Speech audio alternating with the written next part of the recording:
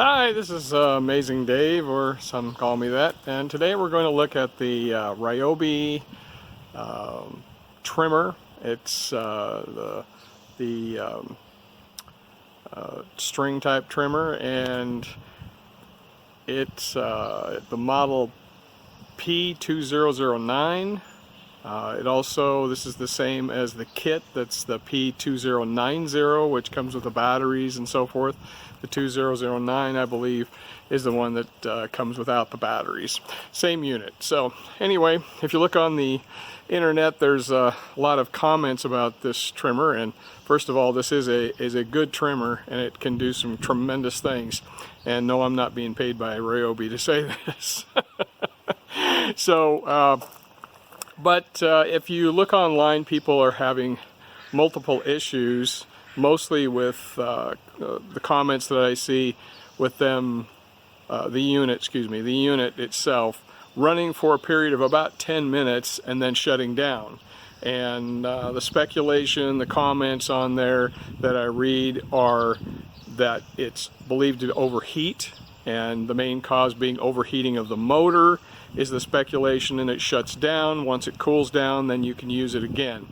Well, most people need more than 10 minutes, and I have a pretty big yard, so this is a tough thing. The nice thing about this trimmer, I want to say up front, is that it uses the 18-volt batteries. So if you have other power tools around your house that are Ryobi, this is a great tool to use. You don't have to use the larger 40-volt battery. That's a tremendous trimmer. My neighbor has one, but that battery is really expensive, and it's unique to just a few units, things that Ryobi has. So it's nice for me because I've already got these batteries, and it's working great.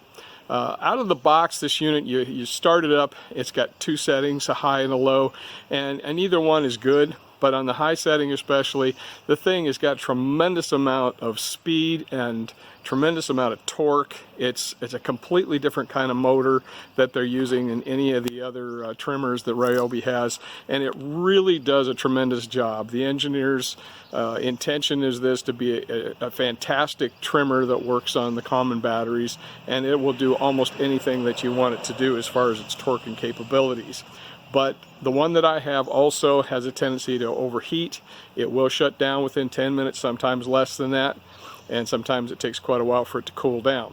So by my career, I'm an engineering technician, not a degreed engineer, but I've been able to resolve many of the issues in electromechanical things that just had some oddities or perhaps some oversight by the original engineers. So today, anyway, we're going to take a look at this, and I'm going to show you how to update or upgrade or modify, whatever word you want to use, this trimmer so that it will go for as long as you want it to go. I've gone up to 3 batteries in a row and just go and go and go around this property and not have it overheat. So I'll show you how to do that today, or try to. I'm going to try to switch over to the other side if I can, if they'll let me. I'm not sure if they'll let me, if this allows me to do that. Here's the Ryobi trimmer, and it looks like that. If you have one, you certainly know what it looks like. And I've already taken the screws out of this. Most of the screws in this take a Torx type screw. It's a T15, and so I'll try to, so you can see, kind of looks like that on the end. Kind of, some people call it a star. There are 2 of the screws, I believe, in the middle here, that right in that area there, that use a Phillips. Otherwise, all the other ones use a Torx. So once you get them out, let me see if I can get this off. Once you get it out and take the cover off, then the little piece, you have to remove that piece there, and then the trimmer piece, which actually fell off here, and it may do that. The trimmer piece, the shaft, is not screwed down to anything, okay? So it comes off readily, and it fits, and the end of it has a spline, it has a piece on it that fits into the end of the motor here. So when you put it back together, you'll have to make sure that those lines up, because it only goes in one way. You can't just put it in any way. So you have to rotate that shaft around when you put it back together to match the little piece that's inside. You probably can't see it too well, but anyway, it's in there. All right, so I'm going to pause this for a second. Okay, so we've got this part enough where you can kind of see what's going on. But this is the motor that we're talking about, and this is the motor that online most people are saying, oh hey, this thing overheats and that's the problem, you have to wait till it to cool down. I disagree with that, okay? And the way that this shuts down, and the way it shuts down quickly, like just instantly, and also the lack of the smell of wires and things that you would normally get with an overheating motor just isn't there. So you notice that this has a fan on the end of it, okay? Probably can't see it real well, but the black piece that's on the end of this thing turns with the motor, with the outside part of the motor. And this is an odd motor because it has the rotator on the outside, or the armature on the outside rather than, well, it's actually the magnets, but it rotates on the outside. Most motors don't have a moving piece on the outside. It's kind of windy out here now, so anyway, this has fins on it, and although you may not be able to see it real well here, it has fins on it, and maybe I can zoom in a little bit. And when this motor turns, it picks up enough air to cool. There's open places in the back of the motor, and it blows air in there, and it cools the windings in the motor so it doesn't overheat, okay? So that looks like it's designed fairly well. If it cools itself, we're okay. But look at the unit that's next to it, okay? This unit over here, the silver piece, is actually the controller. It's a solid state controller. This thing that's got the fins on it here, that's the controller that controls the motor. This is a DC servo type motor, and so it's got to have a special set of electronics so you can control the speed, and so that it does what it's supposed to do, has the high torque. There's no cooling other than these fins on it. There's no real good cooling, and as high a torque, as much current as this little motor moves, and one of the things that gives you that clue is the wires on this thing are pretty big, so there's a lot of current that's there.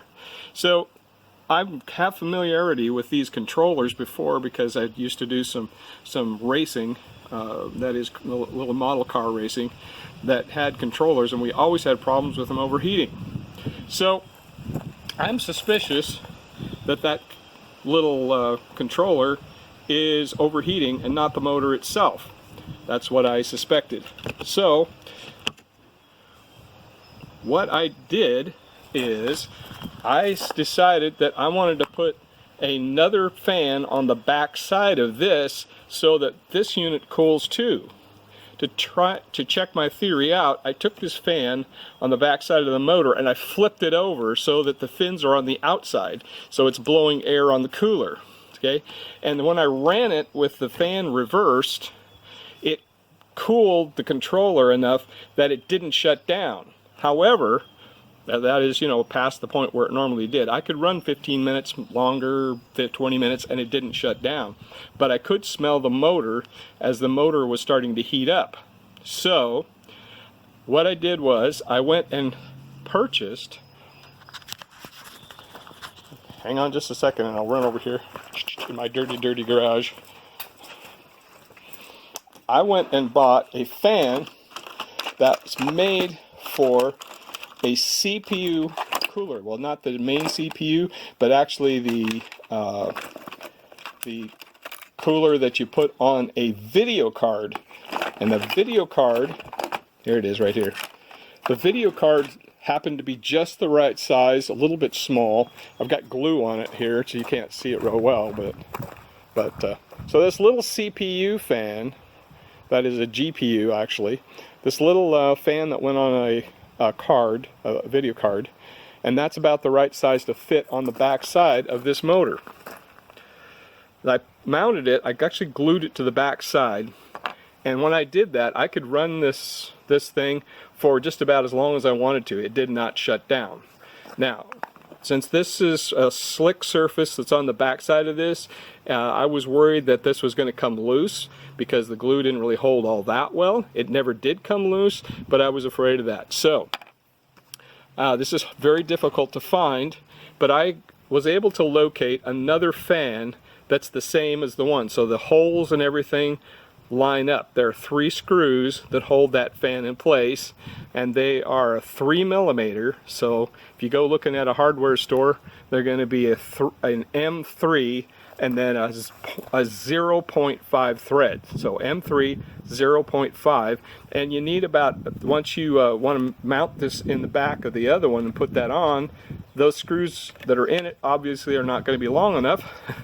So you need about a 15mm screw. Good luck finding one in that size. You probably have to buy a 16 and cut about a millimeter off of it, which is what I did. So once you mount that on the back side, and I've already tried this, mount the this fan on the back side of that, and then reinstall it and put it back in there. Then the trimmer will run and cool both the motor and the other part. So some final tips on the Ryobi P2009 trimmer. Once you get the extra fan put on the back side of that, and little footnote here, I actually bought a used motor for it that had the fan on it. So in case I ever really tax this thing and burn the motor out, now I have another motor that I can replace on it. But I'm using the fan off of it to put on this. And the reason why I did that is to make sure that it's secure, that it's balanced so it doesn't put stress on the bearings of the motor. So once you put that back together, and you're going to see one issue when you do that. If you use the Ryobi fan, if you use the CPU or the actually video card fan, you won't have a problem with it. It should fit okay. It's slightly smaller than the original fan, but the casing that surrounds the motor and so forth is a little bit small in the area right in front of the controller. And so if you put that extra fan on and start it up, it will drag the case, and it'll make some noise because it's plastic on plastic. Now you can file that out, and I would recommend you do that, maybe a Dremel tool, and take some of that material out of there first so that it's got room for the fan. I'm kind of like a, hey, wing it as you go kind of guy. So I started it up and I thought, hey, it's going to hit a little bit, but then I'll run it not too fast a speed while it's on the bench, and it kind of grinds the extra plastic out and grinds some off of the fan, but it's uniform all the way around. And so it just kind of made it its own clearance because it was just a very small amount that it needed. Now it's it's not dragging anymore, and so I don't worry about it, but really you should hog that out some. You only need to take off maybe a 1/16 inch or something like that so that it will work. But once you get it back together, you're going to see an incredible improvement. It totally revolutionizes the tool, and it is the fix to make your tool be what it was really designed to do. So good luck on that. You can contact me if you have any more questions on that, and good luck trying.